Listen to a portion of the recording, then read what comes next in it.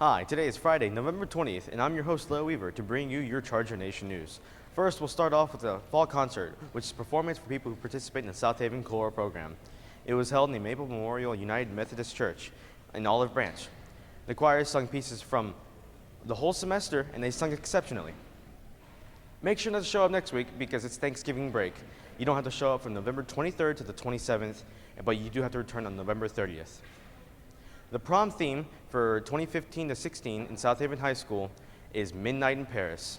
A proportion of the sales for the tickets will be sent to a charity in France. Congratulations to the Knowledge Bowl team for defeating St. Mary Episcopal High School in competition. You can watch this on Channel 3 on a Saturday morning, December 19th. Mr. Gardner and the Government Club recently spent time in Jackson, Mississippi to participate in the Mississippi Youth Legislature. Congratulations to Hannah Taylor, who was voted Speaker of the House, and that hasn't happened to a South Haven High School student since 1985. Way to go, Hannah. Now here's Eva and Hannah with more information. I'm Eva Jeter, and I'm president of the Government Club. In Government Club, basically what I tell people when I'm trying to recruit people is that we argue. We make bills that we believe should be laws, like Ashley Briner. She made a bill saying that all special needs classrooms need to be downstairs next to an exit because, it's a huge safety concern.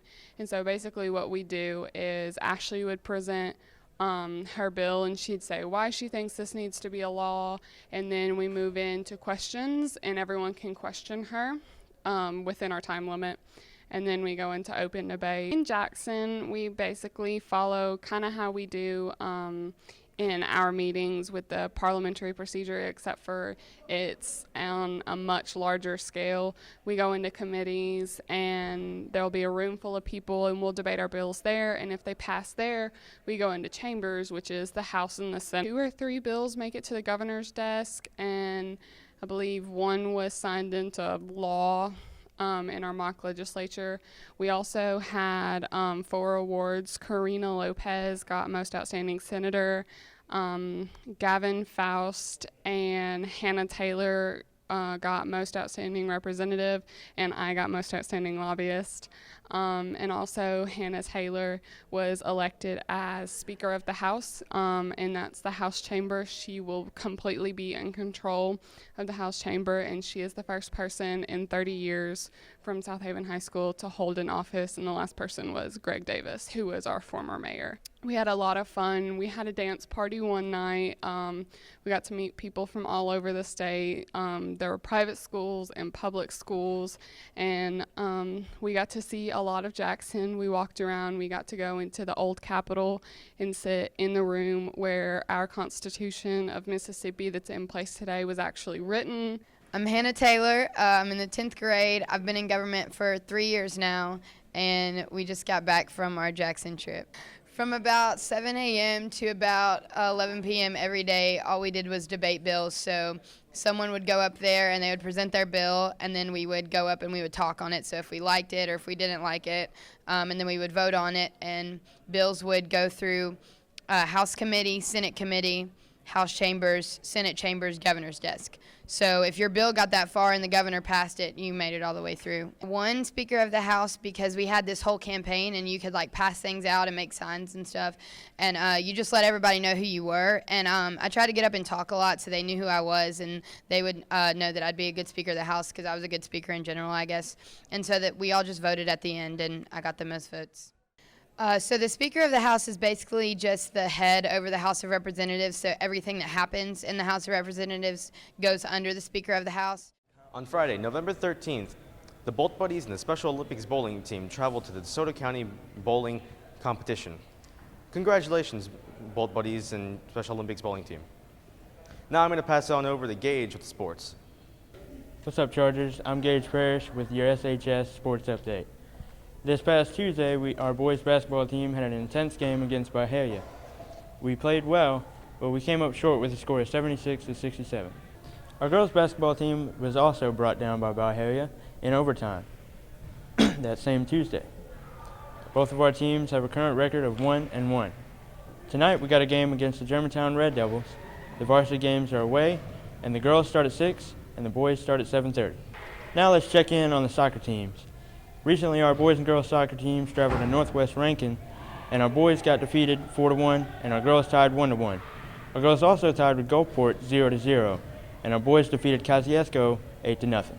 Now a special shout out to Taze Moore, who committed to play basketball at California State of Bakersfield. Best of luck to him. That's all the info we got for today. I'm Gage. Peace out. Hey, I'm Steven with your quote of the week. The topic of the day is acts of change. The quote is this: "Do something for someone every day for which you do not get paid," by Albert Schweitzer. Schweitzer was a theologian, musician, philosopher, and physician. He got a Nobel Prize in 1953 for his philosophy of reverence for life and for founding and sustaining the Albert Schweitzer Hospital in Gabon, located in West Central Africa. The challenge of the day is to go out of your way and do something for someone who you would not expect it. This has been Steven with your quote of the week.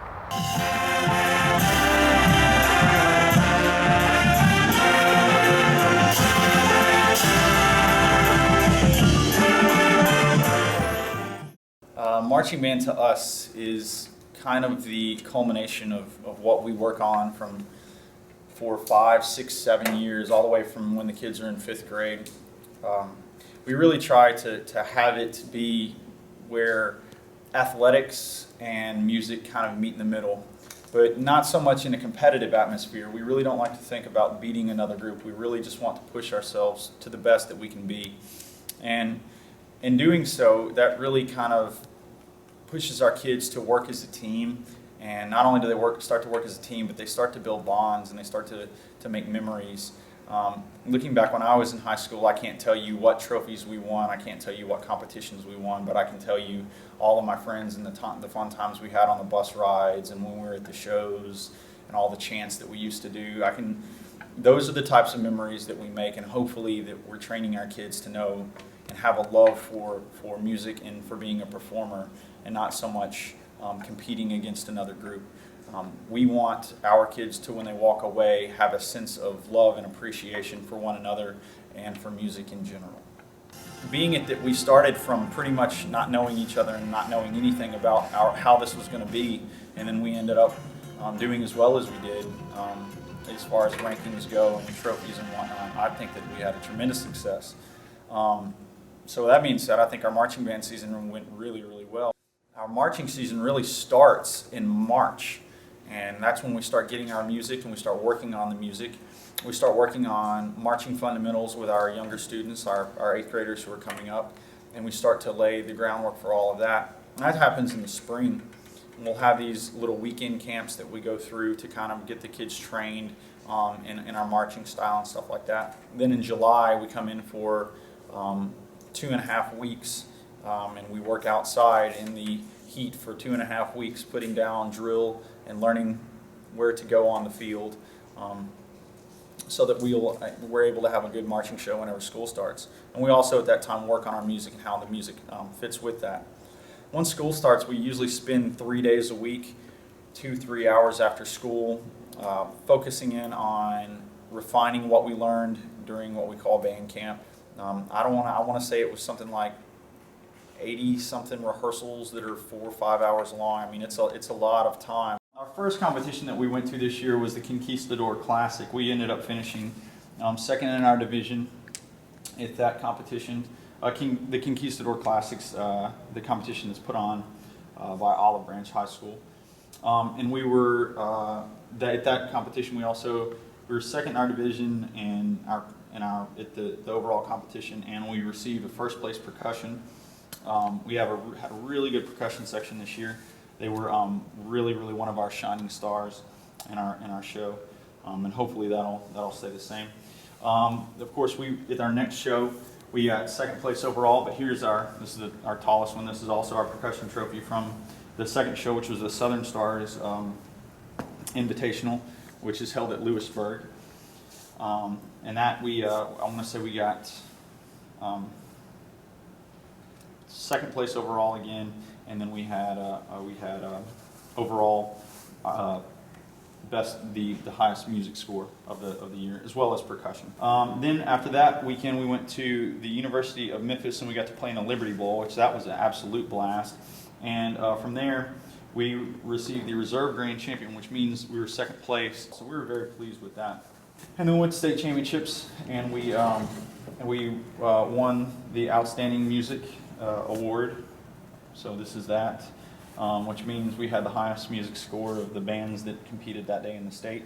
And then we received the third place overall award, which is that's what that looks like.